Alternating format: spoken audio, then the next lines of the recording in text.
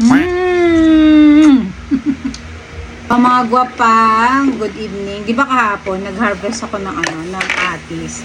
Hindi ko muna yun kinain kasi medyo matigas pa siya. At for sure, hindi pa yun gaanong hinog. So, ito ngayon, ito na. Di ba? Oh, grabe. Ito na. Oh, nag-crack na siya ng todo. Sarap niya. Kainin natin. Tingnan nyo ha. Oh, diba? Grabe, oh. Ang ganda, ang sarap nito, grabe. Mauubos ko to, mga gwapa. Sarap. Ayun, oh.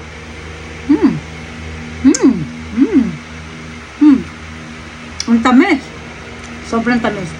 Iba talaga pag sariling tanim. Grabe. Ngayon, napaka-juicy.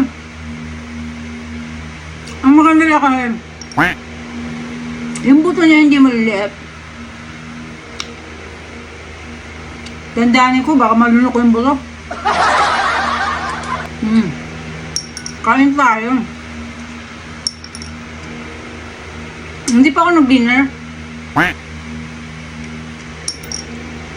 Ito muna una kong kinain para mabusog na ako.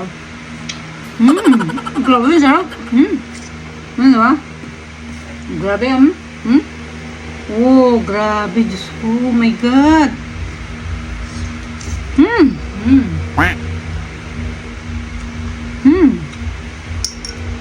Hindi ko alam kung magkano na kilo ng aros niya.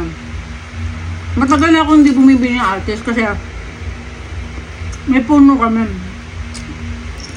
May tanim kami. Yung tanim namin, isang puno lang yan.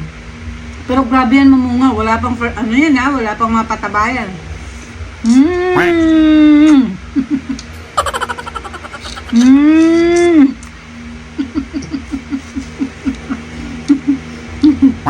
Grabe sarap. Oh, di ba? Sarap.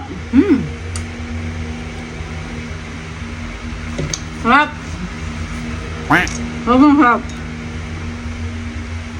Ang tamis. Kaya, ano, hindi siya yung ibang atis na yung parang mapulbos. Hindi. May ibang atis yung kinakain ko. Parang, ang ano dito, dito sa ano, Makati. Ito hindi. Ito kasi sariling tanim namin. Basta ang ginagawa ko sa puno, araw-araw ko yung binabasa. May grabe na hulog. Tingnan ko. Sayang. Tsaka malinis na minamesa ko. Araw-araw ko siyang dinidiligan. Tapos, ito mga gwapa. Gwapa-gwapo. Maniwala kayo sa hindi. Minsan kinakausap ko yung puno.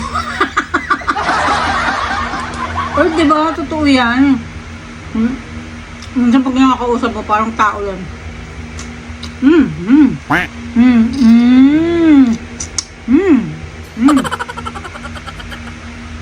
Pag kinakausap mo, namumunga din siya ng parang tao lang. Oo, diba? So, yun lang. Tama na. Baka magalit na kayo. Baka magalit na kayo. Takam na kayo sa atis. Love. Oh, you know, oh my God. Bye.